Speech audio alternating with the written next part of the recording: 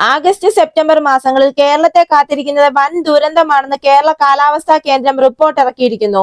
August September മാസങ്ങളിൽ കേരളത്തെ കാത്തിരിക്കുന്ന സാധാരണയേക്കാൾ കൂടുതൽ മഴയാണ്. ഈ അധിക മഴയ്ക്ക് കാരണം കടലിലെ താപനില കുറയുന്ന ലാലിന പ്രതിഭാസമാണെന്ന് കേരള കാലാവസ്ഥാ കേന്ദ്ര ഡയറക്ടർ നിത കെ ഗോപാൽ പറയുന്നു. ആഗസ്റ്റ് പകുതിയോടെ ലാലിന കേരളത്തിലെത്തും. നിലവിൽ പ്രളയ സാധ്യതയില്ലെങ്കിലും മുന്നറിയിപ്പ് തുടരണം. മുന്നൊരുക്കങ്ങളും മുന്നറിയിപ്പുകളും കൊണ്ട് നമുക്ക് ഏത് സാഹചര്യവും നേരിടാനാകുമെന്നും ഡയറക്ടർ പറഞ്ഞു.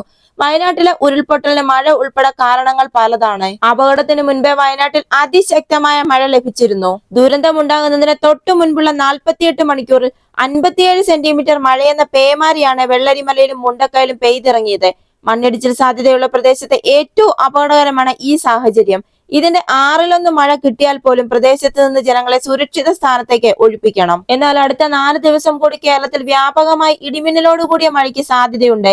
വടക്കൻ കേരള തീരം മുതൽ തെക്കൻ ഗുജറാത്ത് തീരം വരെ ദുർബലമായ ന്യൂനമർദ്ദപാത്തി സ്ഥിതി ചെയ്യുന്നതിനാൽ അടുത്ത 4 ദിവസം കൂടി വ്യാപകമായ മഴയ്ക്ക് സാധ്യതയുണ്ട്. ഈ ദിവസങ്ങളിൽ എല്ലാ ജില്ലകളും 64.5 മില്ലിമീറ്റർ വരെ മഴ ലഭിക്കാൻ സാധ്യതയുള്ളതിനാൽ ഗ്രീൻ അലർട്ടാണ് നൽകിയിരിക്കുന്നത്. അതുപോലെ തന്നെ കേരള തീരത്ത് കടൽ പ്രതിഭാസത്തിനും 2.4 മീറ്റർ വരെ ഉയർന്ന തിരമാലയ്ക്കും സാധ്യതയുണ്ടെന്ന് ദേശീയ സമുദ്രസ്ഥിതി പഠന ഗവേഷണ കേന്ദ്രം അറിയിച്ചു.